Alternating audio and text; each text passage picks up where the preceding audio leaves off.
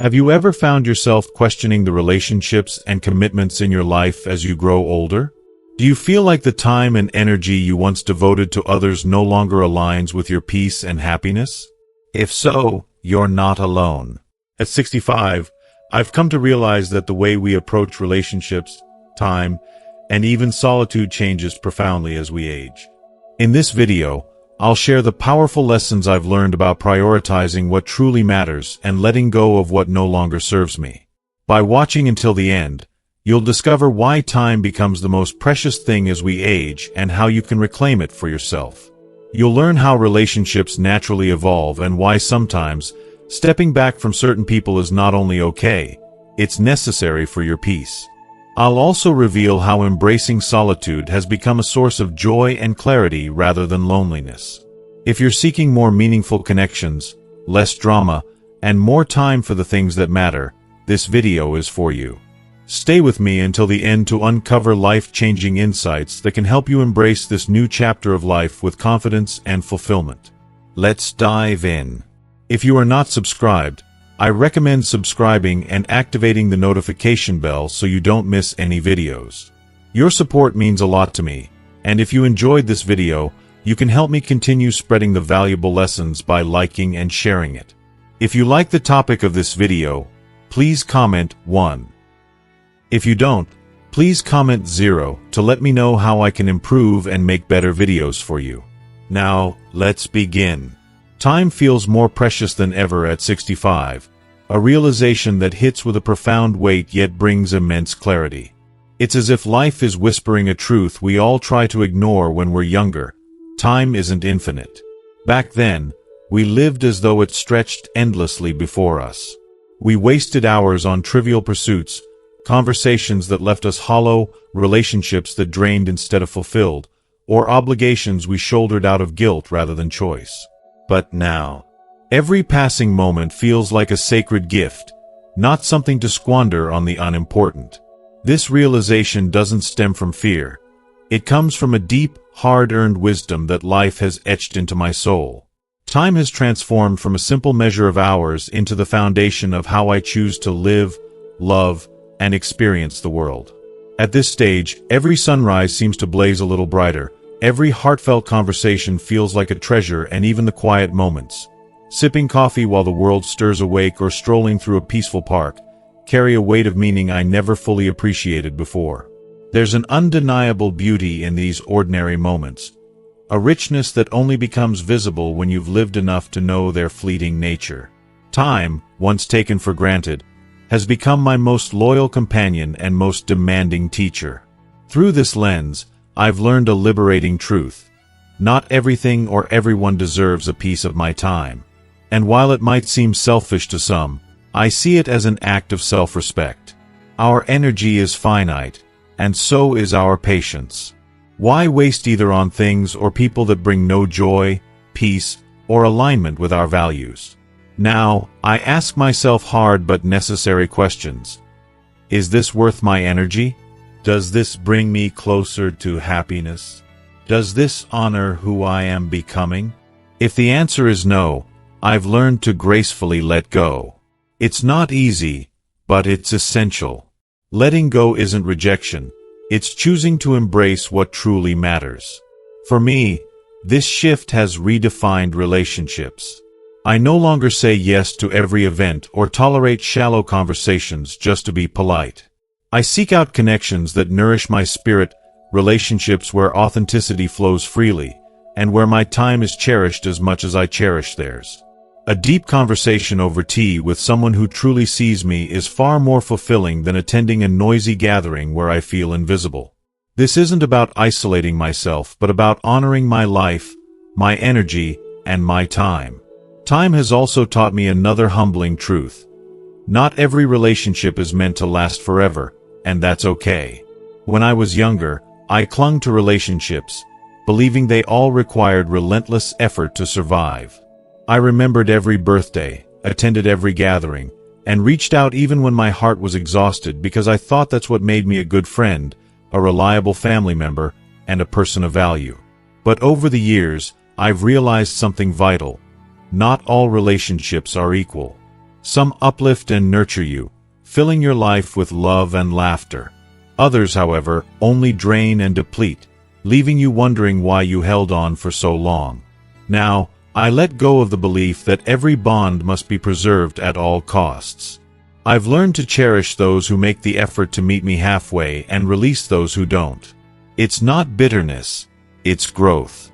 It's accepting that people change, relationships evolve, and moving on doesn't mean failure. It means making room for the relationships that truly matter, the ones that bring light and not shadow. If you're reading this and feeling something stir within you, know that you're not alone. There's no rule book for how to spend your time in the later stages of life. But here's what I've discovered. Treat your time as the treasure it is. Guard it fiercely. Fill it with purpose, joy, and people who uplift you. Savor the quiet moments. Embrace the connections that bring you alive, and don't be afraid to let go of what no longer serves you. Time isn't measured by how much of it you have left. It's measured by what you do with it. And when you start living as though time is your greatest gift, life transforms into something profoundly meaningful. If you are still watching this video and find these lessons useful, please comment 1 below to let me know that you are still here with me. This transformation in my perspective wasn't a sudden revelation, but rather a slow, often painful evolution shaped by years of experience. Moments of joy intertwined with profound heartache. I've been betrayed by people I once held dear, let down by those I thought would always be there, and estranged from family members as our paths diverged in ways I never anticipated. For the longest time, these losses felt like personal failures, and I couldn't help but ask myself, what did I do wrong? Should I have tried harder, loved more, or been more forgiving? The weight of these questions sat heavily on my heart, pulling me into a cycle of doubt and regret. But as time passed and clarity emerged, I realized that not every relationship is meant to last forever. People change, I've changed, and sometimes the most compassionate thing we can do, for ourselves and others, is to let go. This was not an easy lesson to learn. Letting go can feel like ripping apart a piece of your soul. However, it's also one of the most liberating acts of self-love. I've discovered that truly meaningful relationships are those where love and effort are reciprocated, where the balance of giving and receiving feels natural and fulfilling. It's about mutual respect and understanding.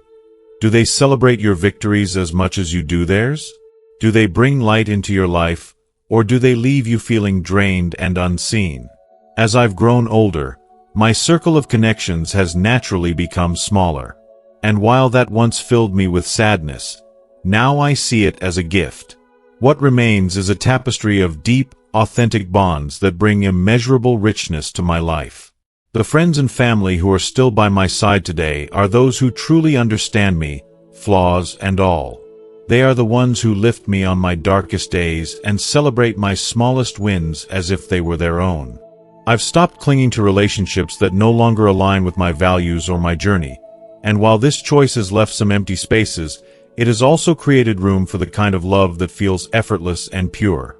That's not to say there aren't moments of nostalgia. Occasionally, I find myself reminiscing about old friends or family members I've lost touch with. There's a bittersweetness in those memories, a longing for what once was, paired with gratitude for the lessons they taught me. Each relationship, no matter how fleeting, shaped a part of who I am today. They were chapters in my story, and while their pages have turned, their impact remains. If I could offer one piece of heartfelt advice, it would be this. Don't hold on to relationships out of guilt, obligation, or fear of letting go.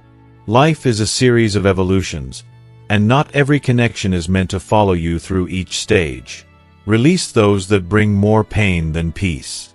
By doing so, you create space for the relationships that truly matter, those that nurture your soul and bring you the kind of joy and authenticity that make life worth living. Trust, in particular, has become a more complex and fragile gift with age. At 65, I've come to understand that trust is one of the most precious yet delicate elements of any relationship.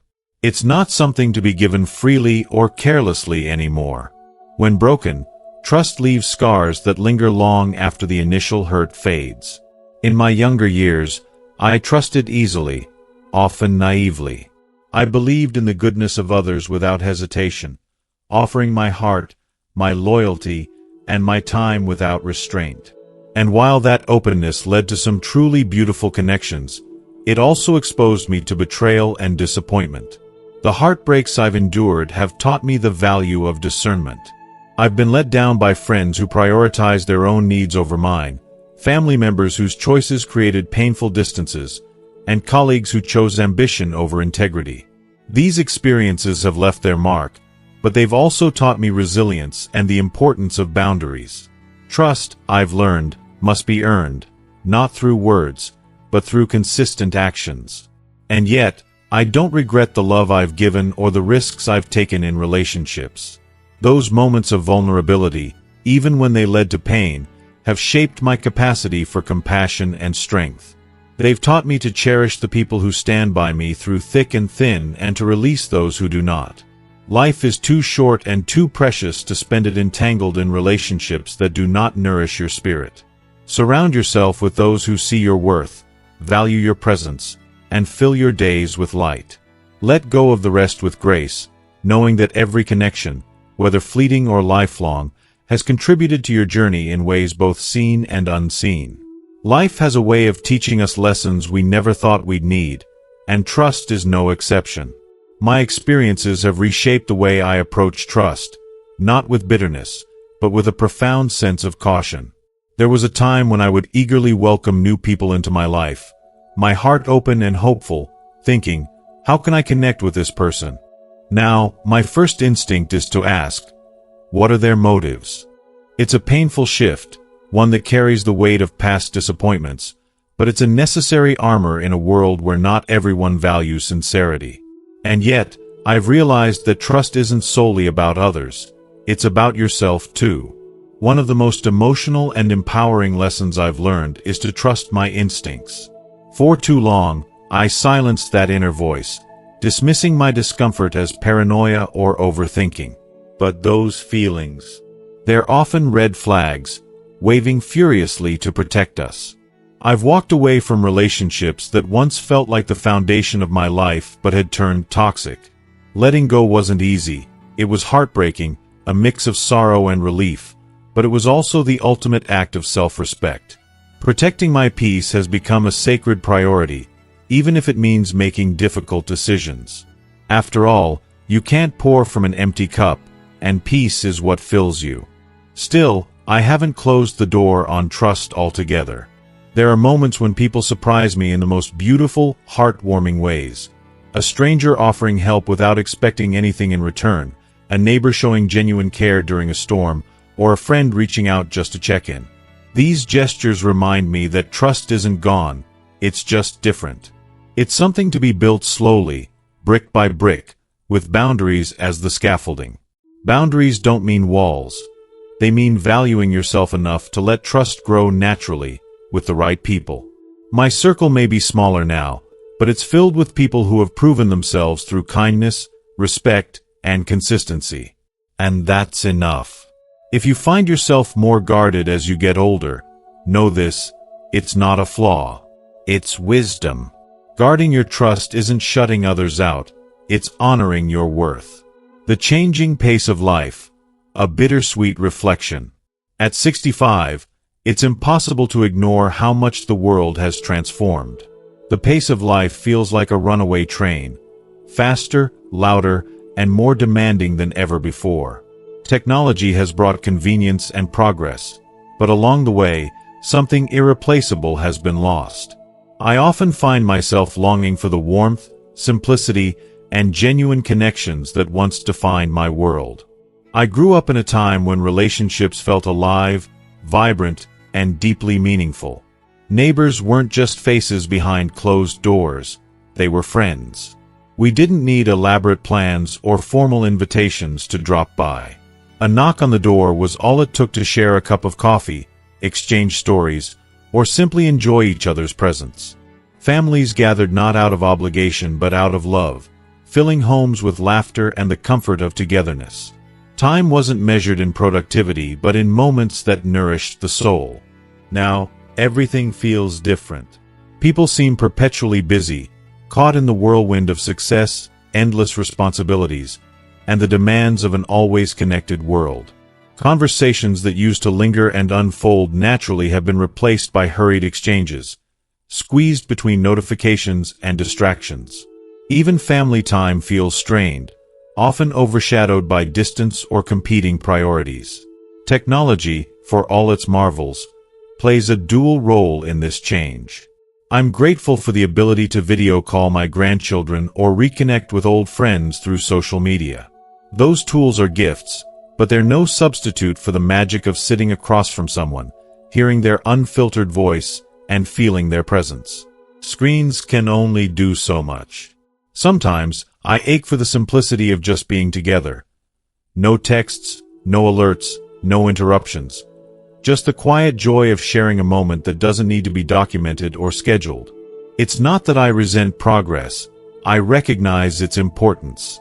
But I also feel that in our race to achieve, to innovate, to move faster, we've left behind the very things that make life rich and meaningful. So, I try to hold on to those moments of connection when I find them.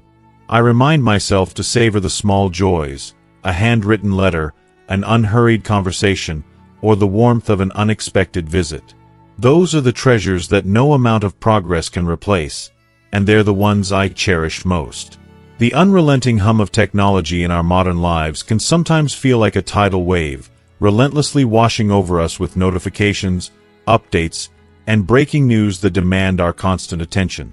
It creates a world that feels louder, faster, and more invasive than ever before. Yet, paradoxically, even with all these tools designed to connect us, many of us feel an aching sense of disconnection. It's a profound irony of our time. We are surrounded by ways to reach each other, but often struggle to build bonds that truly matter. I can't help but wonder, how did we get here? This isn't about resisting progress or wistfully longing for the past. Every generation faces its challenges, and every era demands its form of adaptation. But as I reach 65, I feel more acutely than ever the pull to step away from the chaos and find refuge in simplicity. I've come to cherish the quiet moments, the ones untouched by the digital rush, heartfelt conversations with someone who truly listens, the laughter of a dear friend over a shared memory, or the serene joy of simply being present in the moment. These aren't extravagant or complicated experiences. They are profoundly human ones, the kind that remind us of what life is really about. If you felt overwhelmed by the noise too, know that it's okay to slow down. It's not about rejecting modern life. It's about being deliberate with your energy, choosing to protect the parts of your life that feel authentic, grounded, and real. Seeking simplicity is not a retreat or surrender. To me, it feels more like a bold act of preservation, holding on to what matters most in a world that constantly urges us to let go. One of the most liberating realizations I've come to is that solitude and loneliness are not the same. For years, I misunderstood the difference, and maybe you have too. Loneliness is a heavy ache, a yearning for something or someone to fill an emptiness inside. It isolates, it hurts, and it can feel inescapable. But solitude? Solitude is a sanctuary. It's a choice to step away, to seek peace and renewal. It's a quiet space that doesn't drain you. It fills you. Learning to embrace solitude has been one of the greatest gifts of my life. In solitude, I've found clarity that I never could in the rush of daily life. There's a profound beauty in those simple, quiet moments that might seem insignificant but are deeply enriching. Sitting on the porch with a steaming cup of tea, letting the wind carry whispers of the trees to your ears, or watching the colors of the sunset melt into the horizon. These are not just ways to pass time. They are reminders of how precious time truly is. Solitude teaches us to savor the small, the fleeting, the everyday magic of simply being alive. Reflecting on my life during these quiet times has brought me not regret, but immense gratitude. Instead of dwelling on missed opportunities or past mistakes, I find myself reliving the joy of treasured memories and drawing strength from the lessons life has taught me. Solitude has been the space where I've come to accept myself fully, the life I've lived, the person I've become. It's not about withdrawing from the world, but rather about understanding how to re-enter it with a deeper sense of peace. Solitude has made my relationships more meaningful. When I spend time with loved ones now, I'm not distracted or going through the motions. I'm present. I'm engaged. I cherish those moments because I'm no longer trying to fill a void with superficial interactions. I've learned that true connection doesn't come from maintaining relationships out of obligation, but from nurturing the ones that genuinely enrich your life. Most importantly, solitude has taught me to value myself. For so long, it was easy to believe that worth was measured by how many people surrounded me, how busy my social calendar was, or how full my days appeared. But now I see the truth. My value comes from within.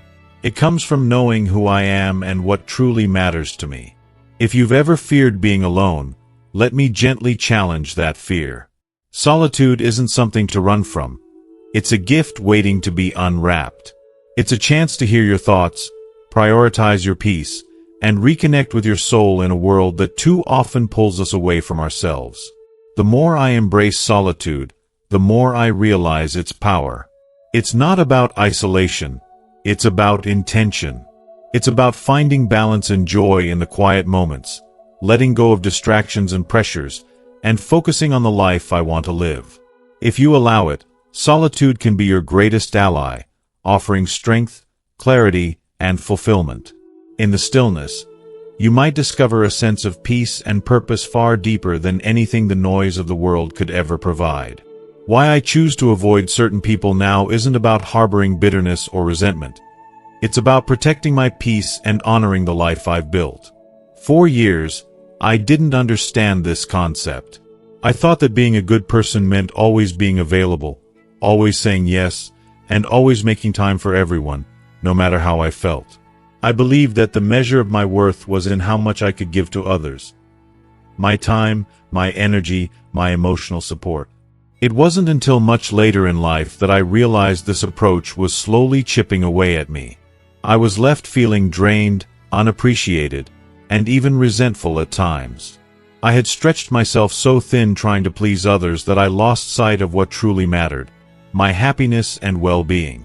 This journey to self-preservation wasn't an easy one. The lessons I learned were often painful, forcing me to confront truths I didn't want to face. There were moments when my kindness was taken for granted, when people treated my willingness to help as an expectation rather than a gift. I remember times when I gave everything I could to relationships, only to realize they were one-sided. I ignored red flags because I didn't want to appear selfish or uncaring. I stayed in friendships and family dynamics that drained me because I thought loyalty meant endurance, even at the expense of my joy. But slowly, I began to see the patterns. I started to recognize that some people in my life weren't there to support or uplift me. They were there to take, to demand, to drain. And that realization, while painful, was transformative. It's not selfish to protect your peace. It's essential. I've come to understand that avoiding certain people is a form of self-love. It's about setting boundaries, choosing what and who adds value to your life, and having the courage to let go of what doesn't. There's a profound peace that comes with stepping away from toxic relationships, walking away from obligations that no longer align with your values, and reclaiming your time and energy for yourself. I no longer feel the need to attend every event, answer every call, or respond to every message. I've stopped feeling guilty for saying no. Instead, I've embraced the quiet, joyful simplicity of meaningful solitude and authentic connections. I've traded the chaos of superficial interactions for a smaller, deeper circle of relationships. Ones built on trust, respect, and mutual care. These are the people who lift me, who value my time and my presence, and who don't drain me with unnecessary drama or constant negativity. With these people, there's no need to pretend, to compete, or to give more than I receive. Our relationships are balanced, and they bring light into my life. That's the standard I've set for the connections I maintain. If you are still watching this video and find these lessons useful, please comment 2 below to let me know that you are still here with me. Conversely, I've learned to recognize and distance myself from those who bring negativity into my life. Those who thrive on gossip, endlessly complain, or expect me to carry the weight of their problems without ever offering support in return. These individuals no longer have a place in my world. It took me years to accept that my peace matters more than their expectations. Letting go of these relationships was one of the hardest things I've ever done, but it was also one of the most liberating. Life is simply too short to spend with people who don't bring joy, positivity, or fulfillment into your world. This doesn't mean I've shut myself off from humanity. On the contrary, the relationships I nurture now are more meaningful than ever. The people who remain in my life are those who genuinely care, who offer love and support without strings attached, and who see me for who I truly am. These relationships feel effortless, and they've shown me what a true connection looks like. In focusing on these bonds, I've discovered the beauty of relationships that uplift instead of drain. But perhaps the most surprising discovery has been the joy I've found in solitude. Choosing to spend time alone doesn't feel lonely when it's intentional. It feels empowering. Solitude has given me clarity, peace, and the space to reconnect with myself. I've learned to savor the quiet moments, to cherish the time I spend reflecting, creating, and simply being. In the past, I would have filled every empty moment with plans, people, and noise, fearing that being alone meant something was wrong. Now, I see it differently. Solitude isn't a void, it's a gift. Have you ever wondered if you're the only one who feels this way? I certainly did. For years, I thought my desire to step back, to create space, and to be more selective about the people in my life was a sign of weakness or failure. I worried that I was letting people down or abandoning my role as the dependable one. But as I've grown older, I've realized this isn't just my story. It's a shared experience. Many of us, as we age, come to this realization.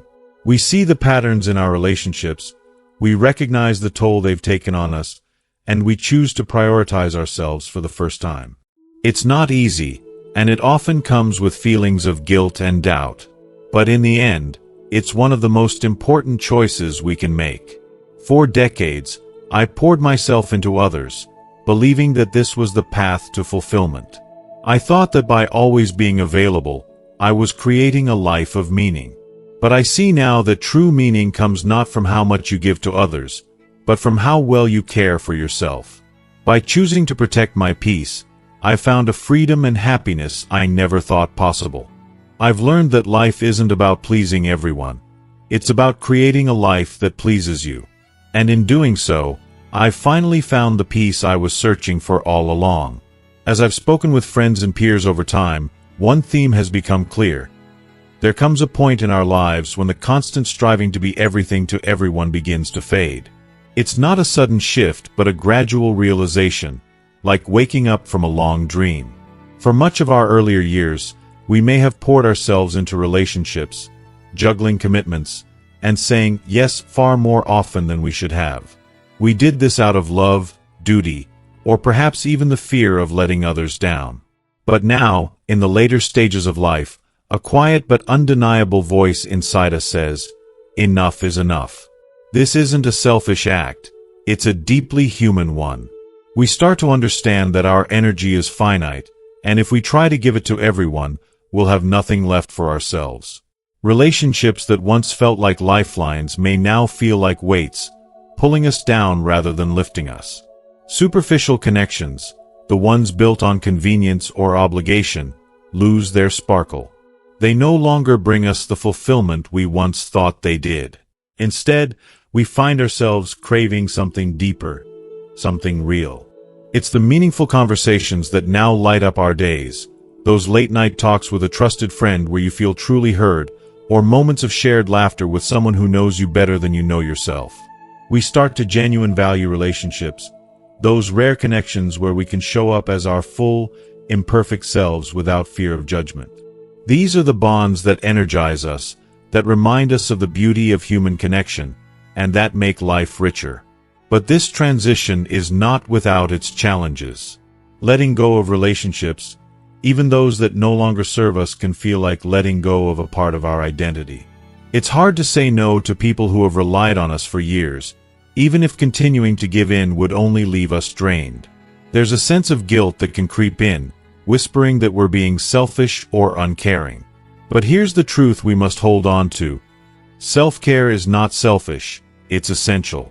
If we don't take care of ourselves, how can we possibly give to others in a meaningful way? Stepping back from certain relationships or responsibilities is an act of self-preservation, not rejection.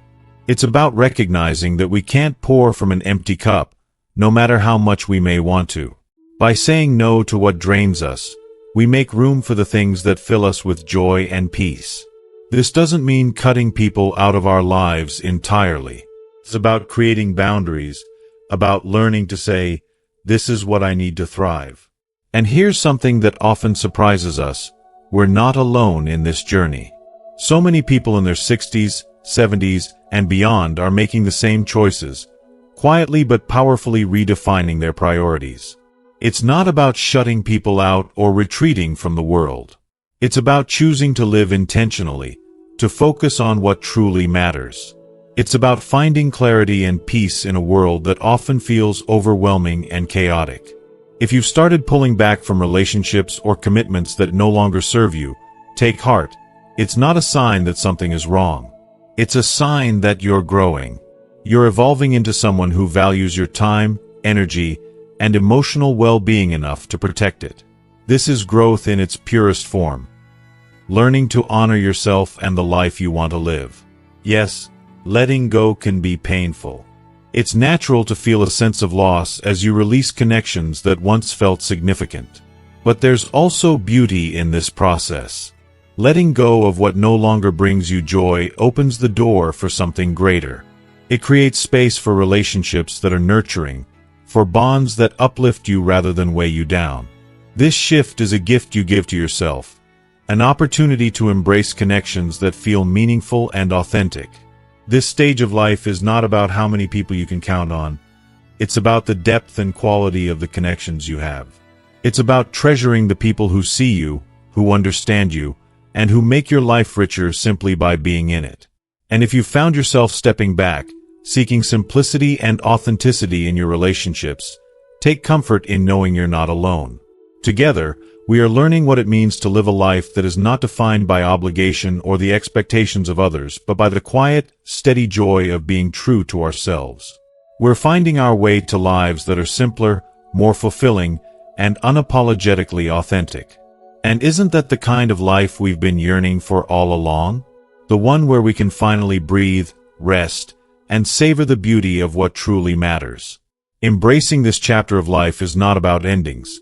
It's about rediscovering beginnings, uncovering paths that were once overlooked, and stepping into a deeper, more meaningful relationship with oneself. Every stage of life brings with it unique lessons, joys, and challenges, but there's something truly profound about this stage. It's as if time itself offers a gift, the opportunity to slow down, reflect, and embrace life with a wisdom that only comes from years of experience. At 65, I've come to realize that this time isn't about proving my worth to others. The hustle to meet expectations, the endless comparisons, and the constant pressure to achieve have fallen away. Now, it's about embracing who I've become, about finding comfort in my skin, and about letting go of the weight I've carried for too long. Letting go isn't just freeing, it's transformative. There's a kind of clarity that comes with this realization. When we're younger, life feels like a race. We're driven by urgency, the urgency to achieve more, to climb higher, to chase the future as though it holds all the answers. We live under the illusion that time is infinite, that there will always be another chance, another day to experience life. But with age, the perspective shifts. Time feels finite, precious, and fleeting. This isn't something to fear, but rather something to cherish.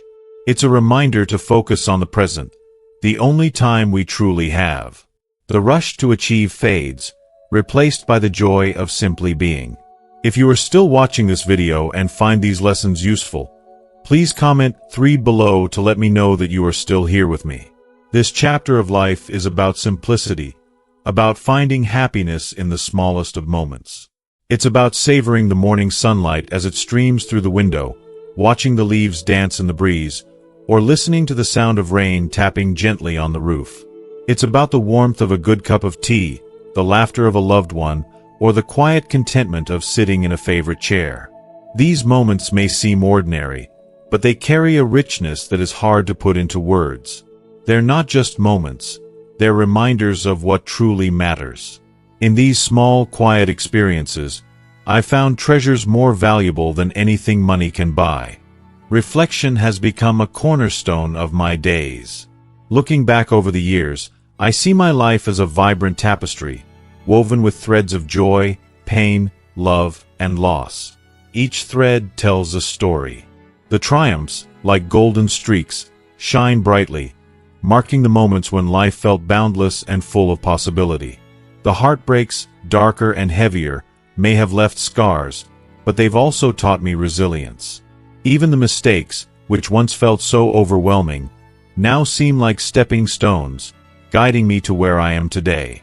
Every experience, good, bad, and everything in between, has shaped me. Reflection allows me to honor these moments, to appreciate the lessons they've given me, and to let go of any lingering regret. It's not about living in the past, but about acknowledging it with gratitude and moving forward with peace. And yet, this stage isn't just about looking back. It's also about looking forward. There's a quiet, almost childlike excitement in knowing that there are still new things to discover, learn, and create. Whether it's picking up a new hobby, nurturing a garden, learning a skill I've always been curious about, or simply taking the time to appreciate the present, this chapter holds its unique possibilities. What's beautiful is that these pursuits aren't driven by the need to impress or achieve. They're motivated purely by joy and curiosity. There's freedom in that, a freedom to explore without pressure or expectation. This freedom extends to every aspect of life. It's the freedom to finally say no, to obligations that drain me, to relationships that feel one-sided, and to societal pressures that no longer make sense. It's the freedom to say yes to the things that bring me peace and joy. I've learned to set boundaries, to protect my energy, and to prioritize what truly matters. There's courage in this, a quiet strength in living authentically and unapologetically. For so long, we're taught to conform, to meet expectations, to avoid rocking the boat. But at this stage, I've realized that life is too short to live for others. The courage to live authentically, to embrace my flaws, my quirks, and my unique perspective, is one of the greatest gifts of growing older. This chapter is also a time for deep gratitude. Gratitude for the lessons learned, for the people who have walked alongside me, and for the opportunities that continue to unfold. It's easy to dwell on what's been lost, the years that have passed, the opportunities that slipped away, the loved ones who are no longer here. But instead, I choose to focus on what remains and what's yet to come. Gratitude shifts everything. It turns what we have into enough, and it transforms the mundane into something magical. And so, this stage of life is not an ending but a beginning. It's the beginning of living more intentionally, finding joy in the present, and embracing each day with open arms. It's about recognizing the beauty in the ordinary, the strength in vulnerability, and the wisdom in simplicity. It's about living fully and authentically, not because time is running out, but because time is precious. This chapter is a gift, and I intend to make the most of it. As we close this heartfelt journey through the beauty and wisdom of embracing this chapter of life, take a moment to reflect. What have you learned so far? Have you discovered a new perspective on letting go, embracing simplicity, or living authentically? Share your thoughts with us. Comment below on one thing you've learned and will bring into practice in your life. Your reflections could inspire someone else on their journey. If this video resonated with you, don't keep it to yourself.